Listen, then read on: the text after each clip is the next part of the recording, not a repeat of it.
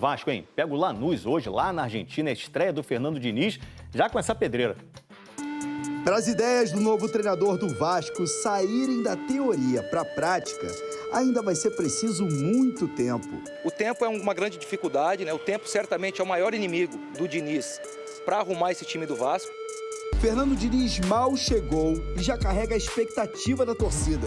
Eu acredito que o Diniz vai dar certo porque todo técnico que chega no clube, ele sempre dá aquela modificada e o Diniz ele é bom nisso. O treinador assinou o contrato até o fim do ano que vem. Vai ser a segunda passagem dele no comando do clube. Chego com muita confiança, acreditando muito que foi uma escolha do Vasco e foi uma escolha minha também. Eu queria muito voltar. Ontem, Diniz comandou o único treino dele com o grupo, antes da partida de hoje, contra o Lanús, na Argentina, pela Copa Sul-Americana. O Vasco tem 5 pontos e está em segundo lugar do Grupo G. Só o primeiro colocado avança diretamente para as oitavas de final. O segundo vai precisar disputar um confronto contra um adversário vindo da Libertadores. A base do time deve ser a mesma que começou o último jogo, com as entradas de Tietê e Hugo Moura no meio-campo. Fernando Diniz começou o trabalho dele no Vasco num momento turbulento. O time não vence há 8 partidas e entrou na zona de rebaixamento do Brasileirão. São 5 derrotas e 3 empates nesse período, mais de um mês sem vencer.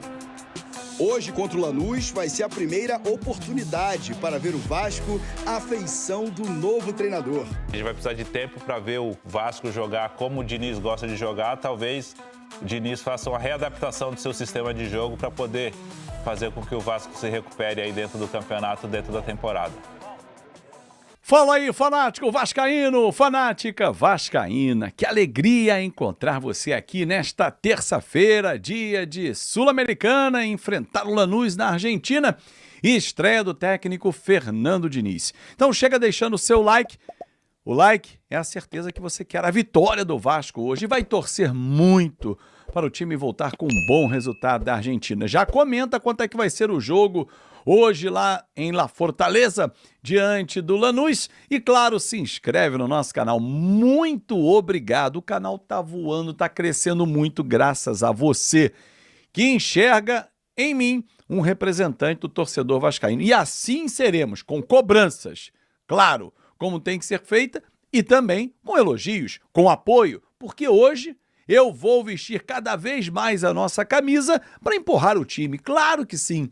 9h30 da noite, a bola vai rolar na Argentina para Vasco e Lanús. Lanús e Vasco. O Vasco precisa dessa vitória para dar uma respirada na Sul-Americana. Empatar vai fazer contas por conta do jogo do Melgar.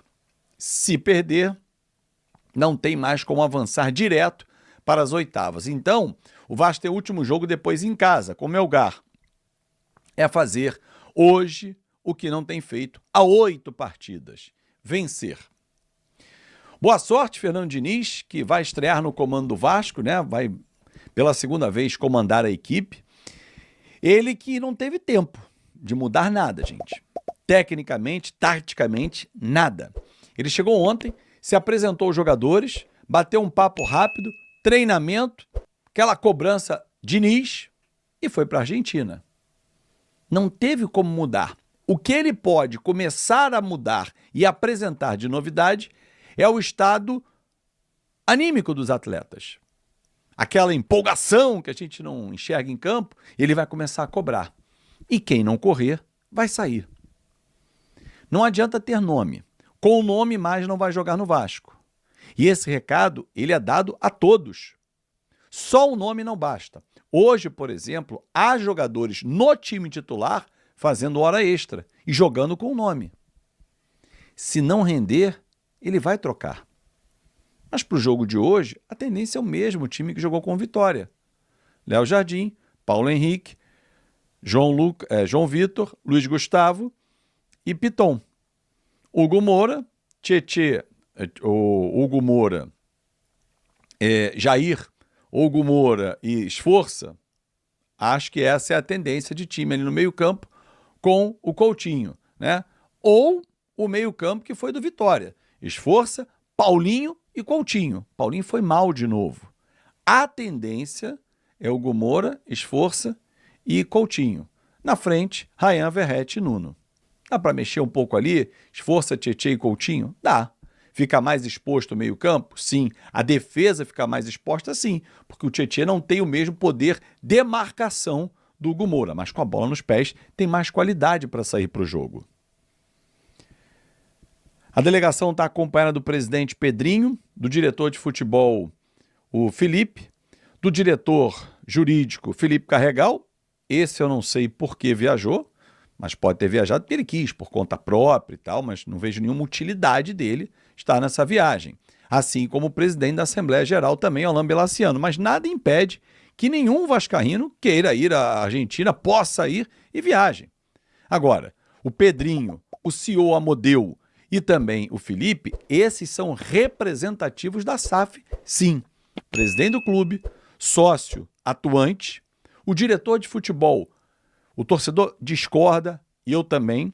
Eu acho que a saída do Marcelo Santana ela não pode ser única, ela deveria ser acompanhada do Felipe, mas se o Felipe continuou e a direção do Vasco entendeu que ele tem potencial para seguir, ele tem que estar com a delegação, sim. Ele é o diretor de futebol. Estranho seria se ele não viajasse. Isso aí não faria o menor sentido. Vasco na Argentina e o Felipe aqui jogando futebol no Rio de Janeiro. Esquece. Se ele vai continuar, ele segue. Ah, mas por que o CEO foi nesse jogo? Porque não tem o Marcelo Santana. Com a ausência do executivo do futebol, ele acumula a pasta interinamente. Então ele foi. Então essas três peças são importantes e necessárias, sim. Tem que ter. O Vasco tem que ter os seus poderes perto. Mas, enfim, Felipe Carregal e o Alain Belaciano foram, porque são torcedores do Vasco, são da diretoria, mas ok, mas resolveram ir. Bancados pelo Vasco, acham um exagero. Mas se eles quiserem ir do próprio bolso, no próprio voo do Vasco, qual o problema? Zero problema. Ah, a cúpula tá toda lá. Pô, meu irmão, vai estar onde? Tomando cerveja? O momento não tá para isso, não. O momento não tá para risadinha. O momento é de seriedade, de recuperação. É isso. Bom, algumas rápidas notícias aqui. Léo Jardim.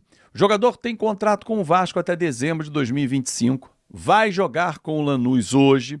Não tem esse negócio, vai jogar. Seguem as negociações de renovação. O Vasco fez uma proposta muito boa, já mandou a 4ª proposta para ele. O contrato dele vence em 25, mas tem cláusula automática. Se ele alcançar o número de jogos para em 26 ele ficar mais um ano, mas o Vasco não quer exercer a cláusula de renovação automática, por isso chamou o Léo Jardim e ofereceu um novo contrato com duração de 3 anos e a prorrogação automática de mais um, caso ele alcance as metas. Então, vai acontecer um novo encontro do procurador dele, Paulo Pitombeira, que é quem toma conta da negociação e que está enrolando mais o Vasco do que o Vasco esperava.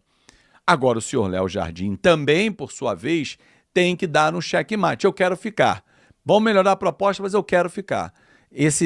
Não, deixa ele, é o meu empresário que está resolvendo, eu não me envolvo. Mentira. Todo atleta se envolve.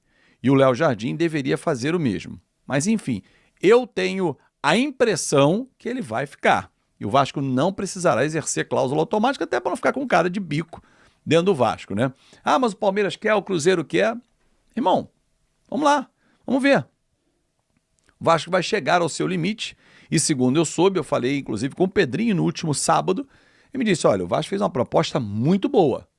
Agora, a gente tem que aguardar a resposta do empresário dele. E eu entendo que isso vai acontecer bem em breve, né? Bom, ontem pelo NBB, na segunda partida diante da equipe do Minas, o Vasco perdeu 86-76. As equipes voltam a jogar amanhã também em Minas às 7 da noite. E se o Minas ganhar, já ganhou no primeiro jogo, tá 2-0, fecha a série em 3-0. Vamos torcer pro NBB também, porque o Vasco sempre representando o nosso basquete. É isso, galera. Muito obrigado pelo seu carinho, pela sua atenção. Mais tarde tem jogo, claro! 8h45 da noite eu abro a nossa transmissão, aquela mais interativa que você participa, você se diverte e ganha prêmios também. Hoje, prêmios especiais para os vencedores da nossa live. Fechado?